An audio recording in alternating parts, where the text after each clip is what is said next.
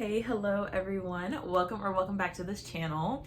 Honestly, it feels so weird recording right now and talking to you guys because it's been a minute. I feel like I'm always saying this every time I'm hopping back onto this channel, but for so long I've been itching to pick up the camera and like film some content, but the last couple months of my life have just been really interesting and very busy, and I need to get more active on this channel because I do genuinely enjoy posting videos, especially this time of year. As you can already tell by the title of this video, I am going to be rambling on about my favorite books of this year, my top, I don't even know how many books I have in this stack, but my top books of 2024. I love end of the year book videos. I love the wrap-ups. I love seeing people's best picks, their worst picks. I love hearing what everybody's excited to be reading next year. There's so many anticipated releases, so much content, and I live for it, I thrive for it. This space of booktube around this time of year, peak for me. Yeah, I'm very happy to be here. I hope everyone had a wonderful Christmas. I know I did. It was a very chill, cozy Christmas, and I also went to go see Baby Girl. After I spent the whole day with my family, I went to go see Baby Girl because Harris Dickinson, duh. Yeah, that was very interesting. I guess interesting is the word of the day. Without further ado, let's talk about my reading year. So this year, I made a goal for myself to read more for the mood I'm in, whereas last year I was kind of reading the books that I thought I should be reading. But there's nothing wrong with reading what everybody else is reading, but I feel like there's this trap you can get stuck into when you intake a lot of book content. I would say it was a very weird reading year for me. I read 50 books, but it's just I don't know. The year was so weird that it reflected into my reading life. I was just going through constant slumps, and it was not to any fault of any book I was reading because I'd say I read some pretty solid books, but just, y'all, it was rough.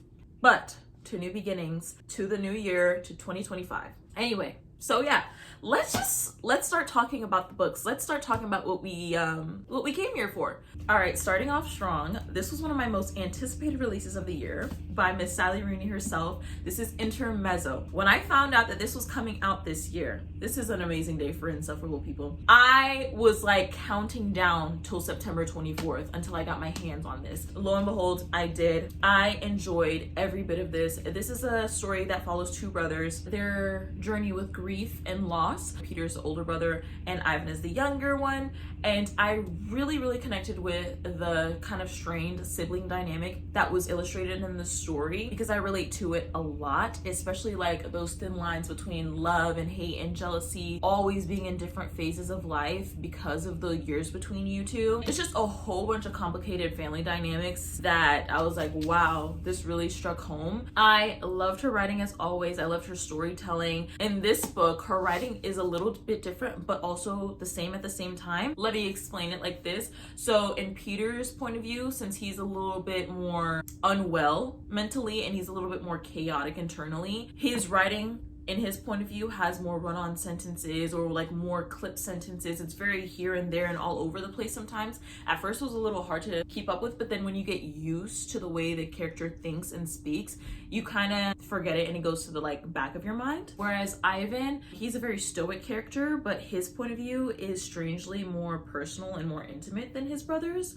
which is weird because on the outside they're very opposite, you know what I mean? And I love the way Sally Rooney portrays their relationships with other people, especially their romantic relationships, because I feel like she adds so much reality to it that it doesn't feel like you're reading a cliche, but actually something that could actually hit very close to home. But yeah, it has a lot of reality in it, sometimes too much reality because you never know what kind of ending you're gonna get in a Sally Rooney book. Closure, who is she? Sally Rooney doesn't know what closure is. But yes, I love the themes in this story. I love the power dynamics. I love the sibling relationships. There was one character in particular that I wish I got more of, Peter's sort of situationship with the college girl. She's very interesting to me and I connected with her and I resonated with her. She's so real. Yes, I thoroughly enjoyed this from top to bottom. Of course, I gave it 5 out of 5 stars. Thank you for another gem, Miss Rooney.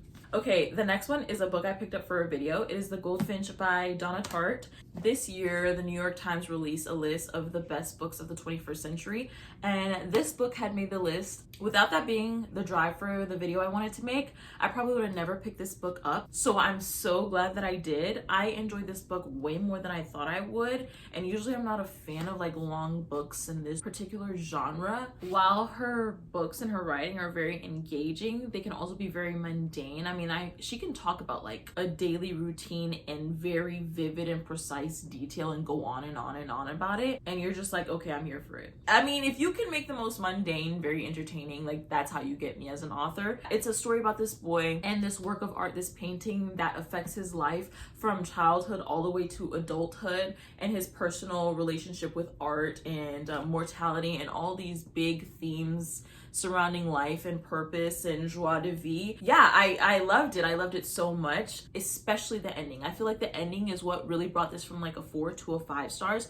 Those last 30 pages, I think, or maybe even the second half of the book. And it was one of those books where you sit and think about it, because it was a 4.5. But then after I really thought about it, I was like, this is a 5-star book for me. Like, I kept thinking about it. I kept thinking about the characters. I kept thinking about their motivations, how interesting and niche and particular the characters were. Like, some of the quotes were having my jaw drop in this. I wish I was that introspective. But yeah, this one got me. I feel like I have like a personal relationship with this book, which is ironic because the boy in this book also has a personal relationship with a piece of art. Life reflecting fiction, fiction reflecting life. Next, I have One Dark Window by Rachel Gillig. This is a book I thought I'd never pick up. I mean, I looked at it when it first came out around like the Fourth Wing hype, and I was just like, I'm never gonna pick this up.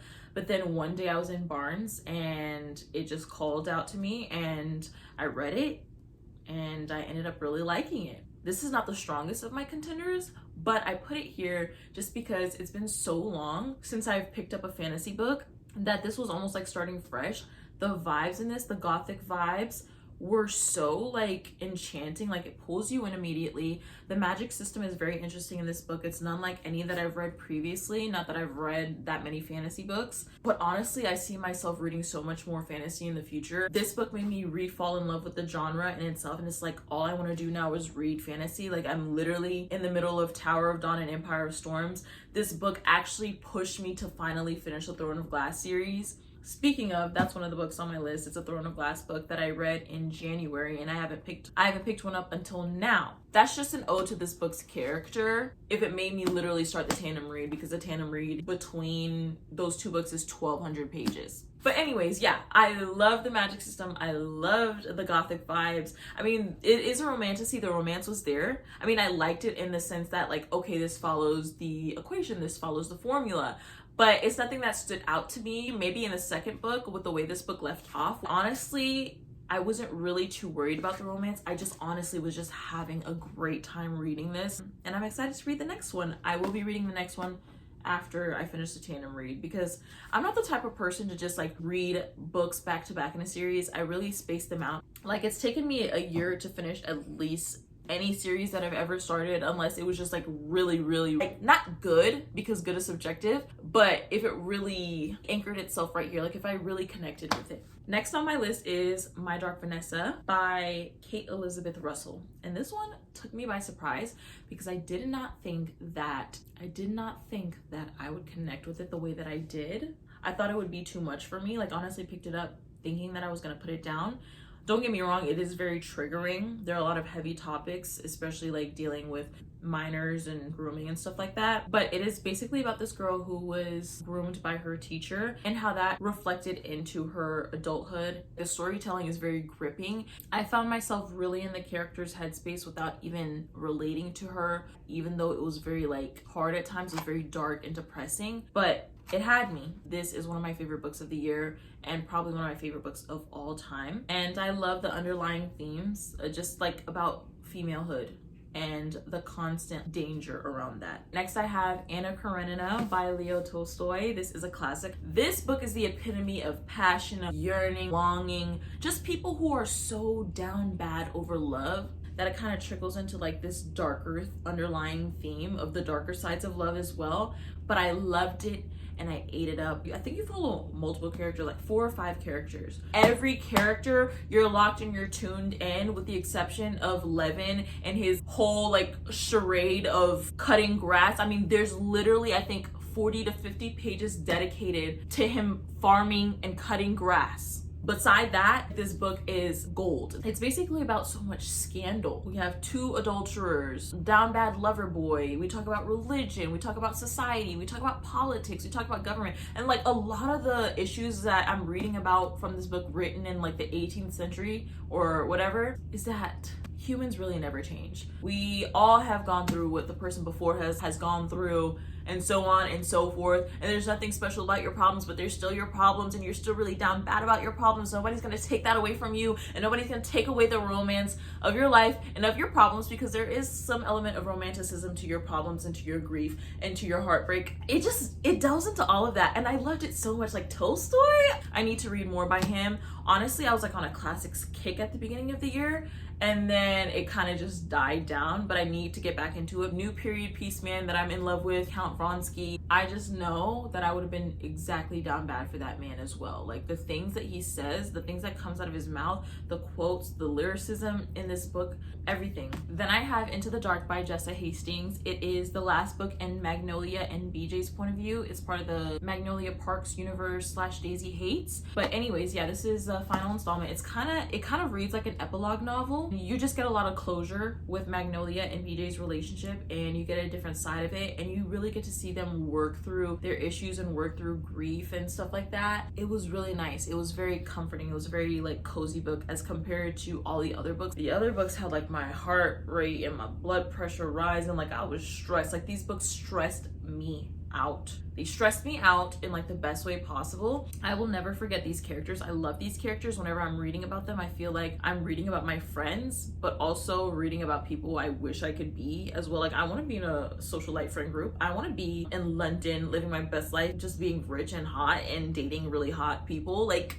yeah, I really love this universe, and this was just one of those books, like, even if it was gonna make the list regardless. Then I have White Nights by Dostoevsky. This is a tiny little novella. It's 90 pages. Read it in a day.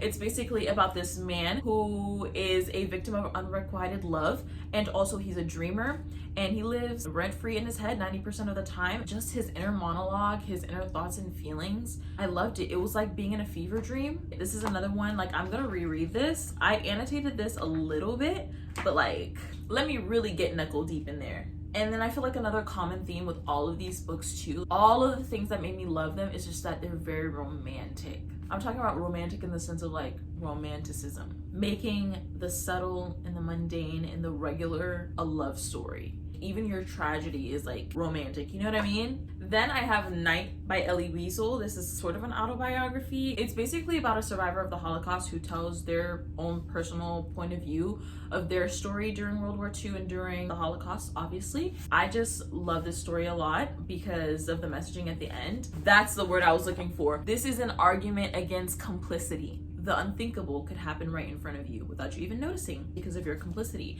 Another book that dealt with complicity that could be an honorable mention is Small Things Like These by Claire Keegan. It's on my shelf behind me, but that deals with complicity in a way that I really enjoyed as well. The last book for this video, Queen of Shadows by Sarah J. Maas. This is part of the Throne of Glass series. I obviously can't delve too deeply into it because it is part of a very developed series. I enjoyed this book from start to finish. The Throne of Glass series didn't really truly pick up for me until Heir of Fire.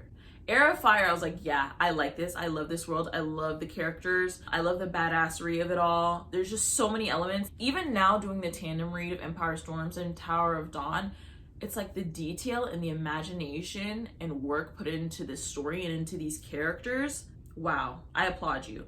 To even be able to think up these sort of things, I don't know. Kudos to her. But yeah, This is the book I enjoyed from start to finish. It was just full of adventures, so many missions, just a lot of action. It was just like, it was giving that excitement whenever you're reading any like or watching any high fantasy. I was here for it. I loved it. Live, laugh, love. This one had the juice, it had the sauce, everything. A lot happens. All right, everyone, I hope you enjoyed today's video. I really enjoyed filming it. I enjoyed talking about these books. I've missed talking to you guys so much and just rambling and chatting about our favorite things about books. I love it all. So I hope you did too. Let me know if you've read any of these books. Let me know your favorites of the year. Let me know if you had any flops this year, what you're planning on reading, what you're looking forward to reading. Again, thank you for watching this video, and I hope to see you in the next one. I have so much content that I want to put out in the future. But yeah, that is all for today, and I hope you have a great one. I will see you in the next video. Bye!